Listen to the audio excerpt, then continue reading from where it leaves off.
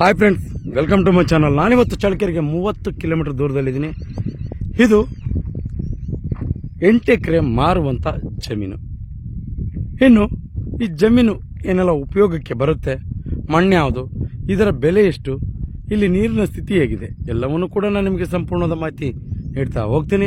ಯಾರೆಲ್ಲ ಹೊಸಬರಾಗಿ ವಿಡಿಯೋ ನೋಡ್ತಾ ಇದ್ದೀರಾ, ನಿಮ್ಮ ಸ್ನೇಹಿತರು, ಬಂಧು ಬಳಗ ಯಾರಾದರೂ ಜಮೀನು ಮಾರುವಂಥವರಿದ್ದರೆ ಅಂಥವರಿಗೆ ನನ್ನ ನಂಬರ್ ಕೆಳಗೆ ಡಿಸ್ಪ್ಲೇ ಆಗ್ತಾ ಇರುತ್ತೆ, ಅವರಿಗೆ ಕೊಡಿ.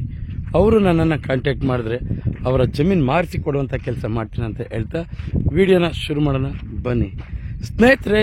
ಇದು 8 ಎಕರೆ ಮಾರುವಂಥ ಜಮೀನು. ಇದು ಚಳ್ಳಕೆರೆಗೆ 30 ಕಿಲೋಮೀಟರ್ ಆಗುತ್ತೆ, ಚಿತ್ರದುರ್ಗಕ್ಕೆ 60 ಕಿಲೋಮೀಟರ್ ಆಗುತ್ತೆ, ಬೆಂಗಳೂರಿಗೆ 230 ಕಿಲೋಮೀಟರ್ ಆಗುತ್ತೆ. ಇನ್ನು ಜಮೀನು ಎಲ್ಲಿಂದ ಎಲ್ಲಿಗೆ ಬರುತ್ತೆ ಅನ್ನೋದನ್ನು ಮೊದಲು ನಿಮಗೆ ತೋರಿಸ್ತೀನಿ.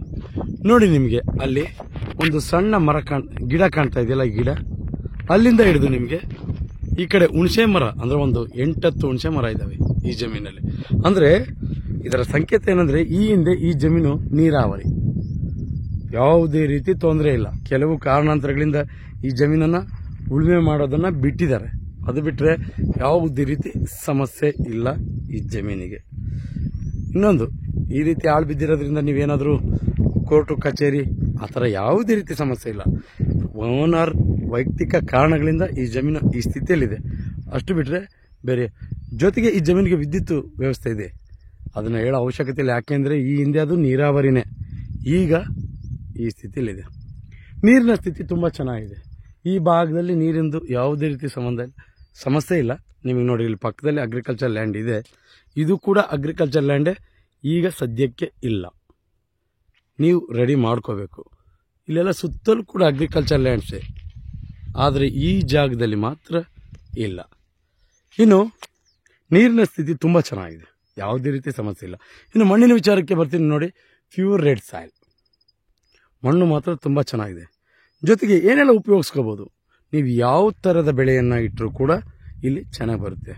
ಹಂಗಂತ ಪ್ಯೂರ್ ರೆಡ್ ಸಾಯಿಲ್ ಅಂದರೆ ಭೂಮಿಗೆ ಅದರದೇ ಆದಂಥ ರೀತಿಯಲ್ಲಿ ನೀವು ಉಳುಮೆ ಮಾಡಿದ್ರೆ ಖಂಡಿತ ಒಳ್ಳೆ ಬೆಳೆಯನ್ನು ತಗೋಬೋದು ಈ ಭೂಮಿಯಲ್ಲಿ, ಯಾಕಂದರೆ ರೆಡ್ ಸಾಯಿಲ್.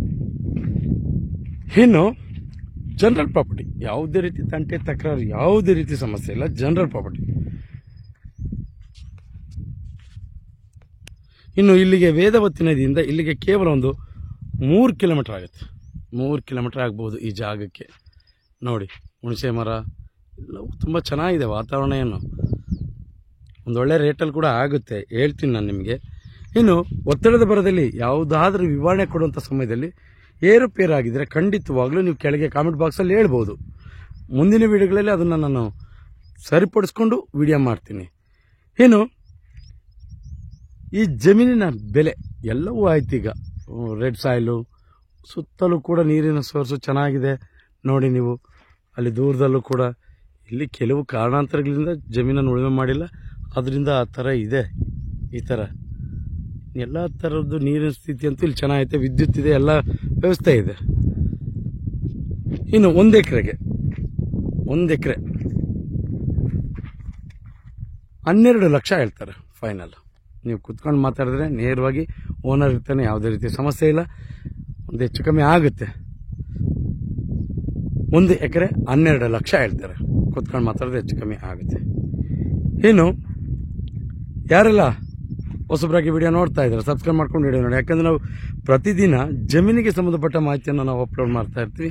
ನೀವು ಸಬ್ಸ್ಕ್ರೈಬ್ ಆಗಿ ನೋಟಿಫಿಕೇಶನ್ ಆನ್ ಮಾಡಿಕೊಂಡ್ರೆ ನೇರವಾಗಿ ನೋಟಿಫಿಕೇಶನ್ ಮುಖಾಂತರ ವಿಡಿಯೋ ಬಂದು ತಲುಪುತ್ತೆ, ನೀವು ವಾಚ್ ಮಾಡ್ಬೋದು. ಜೊತೆಗೆ ಯಾರೆಲ್ಲ ಜಮೀನಿನ ಹುಡುಕಾಟದಲ್ಲಿ ಇರ್ತಾರೆ ಅಂಥವರಿಗೆ ಈ ವಿಡಿಯೋ ಶೇರ್ ಮಾಡ್ಬೋದು, ಅವರಿಗೆ ತುಂಬ ಉಪಯುಕ್ತ ಮಾಹಿತಿ ಆಗುತ್ತೆ ಅನ್ನೋದು ನನ್ನ ಮಾತು. ಇನ್ನು ವಿಡಿಯೋವನ್ನು ಮುಗಿಸೋದಕ್ಕಿಂತ ಮುಂಚೆ ನಾವು ಹೊಸದಾಗಿ ರಿಚ್ ಒನ್ ಪ್ರಾಪರ್ಟೀಸ್ ಅನ್ನೋ ಒಂದು ಯೂಟ್ಯೂಬ್ ಚಾನಲನ್ನು ನಿಮ್ಮ ಮುಂದೆ ತಂದಿದ್ದೀವಿ. ಈಗಾಗಲೇ ಅದಕ್ಕೂ ಕೂಡ ಅಭೂತಪೂರ್ವ ಯಶಸ್ಸನ್ನು ನೀವು ಕೊಟ್ಟಿದ್ದೀರಾ.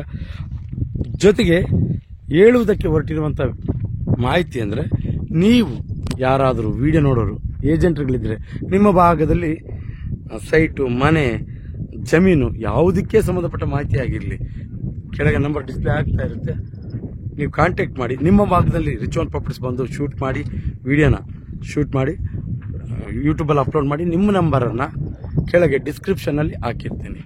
ನೇರವಾಗಿ ಓನರ್ ನಿಮ್ಮನ್ನೇ ಕಾಂಟ್ಯಾಕ್ಟ್ ಮಾಡ್ತಾರೆ ಪಾರ್ಟಿಗಳು, ನೀವು ಕೂಡ ಡೈರೆಕ್ಟ್ ವ್ಯವಹಾರ ಮಾಡ್ಬೋದು. ಯಾವುದೇ ರೀತಿ ಸಮಸ್ಯೆ ಇಲ್ಲ. ಅದರ ಉದ್ದೇಶದಿಂದಲೇ ಆ ಚಾನಲನ್ನು ನಿಮ್ಮ ಮುಂದೆ ತಂದಿದ್ದೀವಿ. ಇನ್ನು ನಿಮ್ಮ ಪ್ರೋತ್ಸಾಹ ಸದಾ ಇರಲಿ ಅಂತ ಹೇಳ್ತಾ ಇವತ್ತಿನ ವಿಡಿಯೋ ಮುಗಿಸ್ತಾ ಇದ್ದೀನಿ. ಇನ್ನು ಮುಂದಿನ ವಿಡಿಯೋದಲ್ಲಿ ನಿಮ್ಮ ಮುಂದೆ ಸಿಗ್ತೀನಿ. ಅಲ್ಲಿವರೆಗೂ ಟೇಕ್ ಕೇರ್, ಬಾಯ್ ಬಾಯ್.